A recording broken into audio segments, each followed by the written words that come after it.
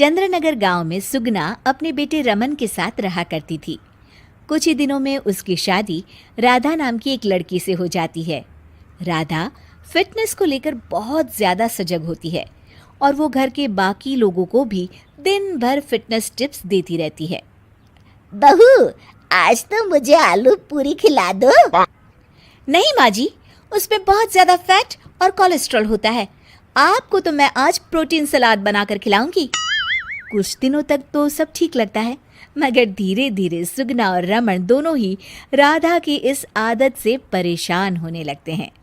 राधा, मैं मानता हूँ हमें फिटनेस के प्रति सजग रहना चाहिए, मगर बाकी की चीज़ें भी खानी उतनी ही ज़रूरी है।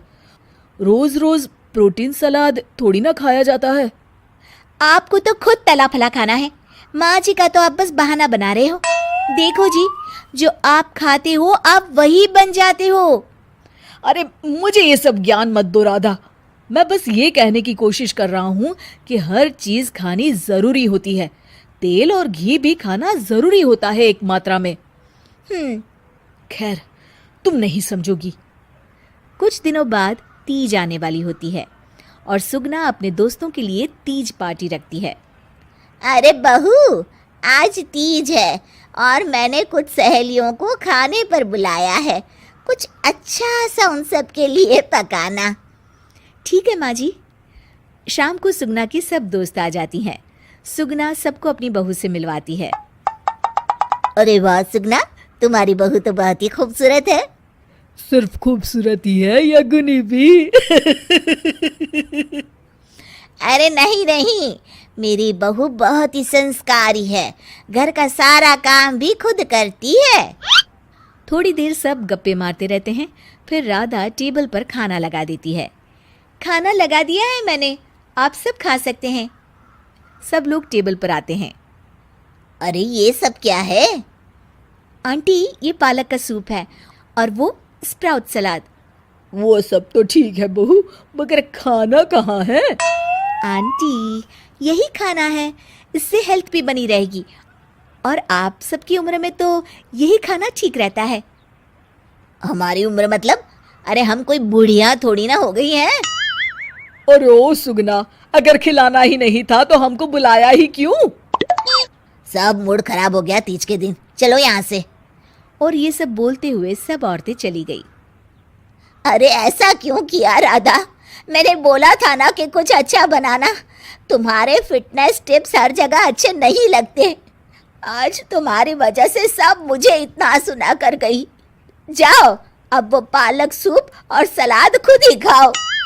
उधर रमन भी राधा की इस आदत से बहुत परेशान हो जाता है, क्योंकि वो रोज उसके टिफिन में कोई ना कोई सलाद बनाकर देती और डाल देती। और एक शाम जब रमन ऑफिस से लौटता है तो अचानक गुस्से से आग बबूला हो जाता है। राधा, ओ राधा! आ रही हूँ, चिल्ला क्यों रहे हो? चिल्लाऊंगा ही ना, आज ऑफिस में मैं बेहोश हो गया था। अरे मगर क्यों? अरे तुम जो फिटनेस के नाम पर रोज ही सलाद और दाल देती हो ना, टिफिन में उससे मेरा पेट नहीं भरता और मुझे वीकनेस की वजह से चक्कर आ गए। मगर उसमें तो प्रोटीन होता है। हर चीज लिमिट में अच्छी लगती है राधा, चाहे वो फिर प्रोटीन ही क्यों ना हो। उसके अलावा भी सबकी मात्रा खाने में जानी चाहिए। मैं तो बस आप सबकी सेहत के लिए ये सब करती हूँ। अरे इतना भी मत करो, हमें खुला छोड़ दो थोड़ा।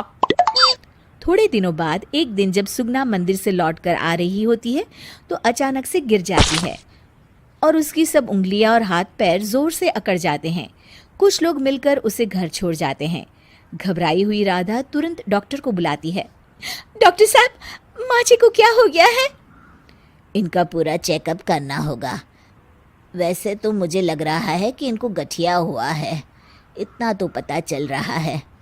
गठिया? बाप रे! हाँ, गठिया। इनके घुटनों और सभी जोड़ों में जो लचक, जो चलने फिरने के लिए ऑयल चाहिए ना, वो अब नहीं है। अरे कैसी बातें कर रहे हैं आप? मैं तो इनकी सेहत का बहुत ख्याल रखती हूँ, रोज प्रोटीन सलाद खिलाती हूँ और सूप भी।